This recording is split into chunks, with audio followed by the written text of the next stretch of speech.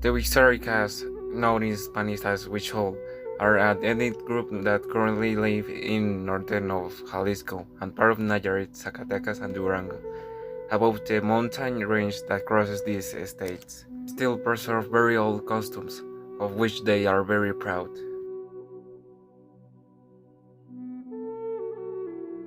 What most distinguishes them from other groups are their unique handicraft and use of peyote. Huicholes cultivate corn, beans, and zucchini. They also breed cows and sheep. Handicrafts are made by Huicholes and Coras, who live in the Sierra Madre Occidental. These are beautiful figures that represent sun goddess, rain, and other gods and goddesses that are common in the region.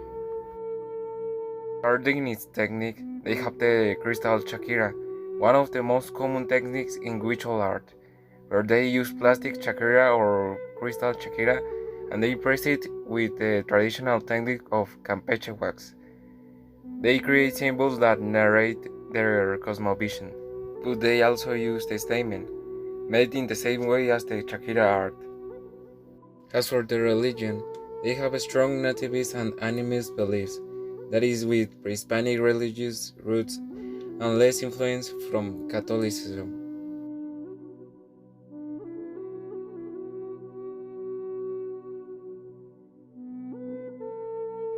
And their traditional spirituality includes the collection and consumption of peyote. But what is the peyote?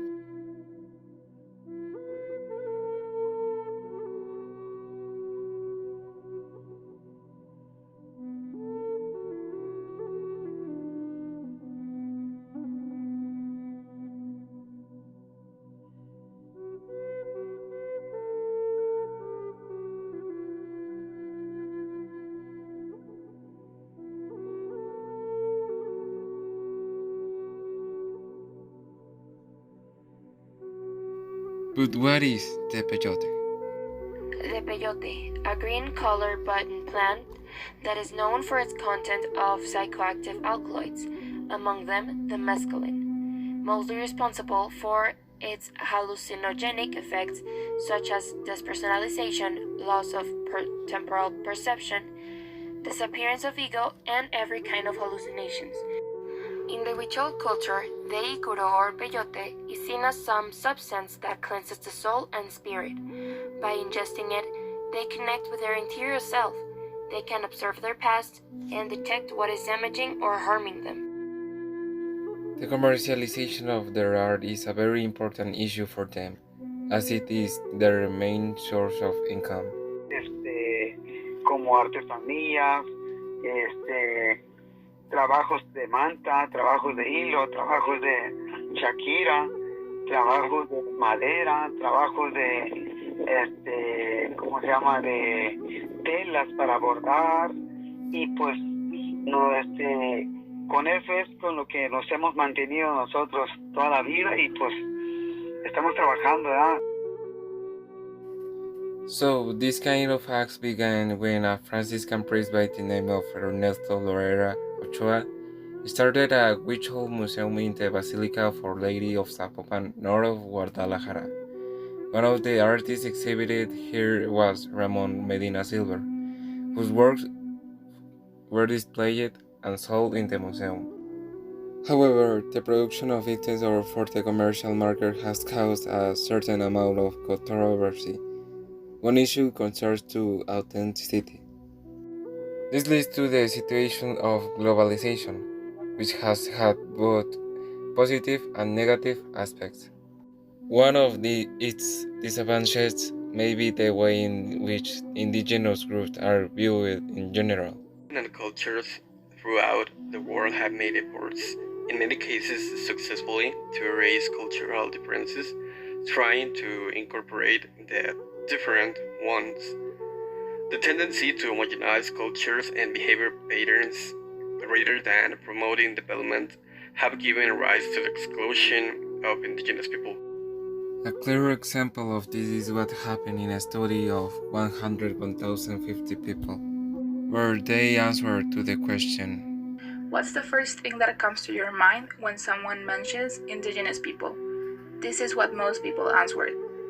33% poverty, 9% discrimination, and 7% origins.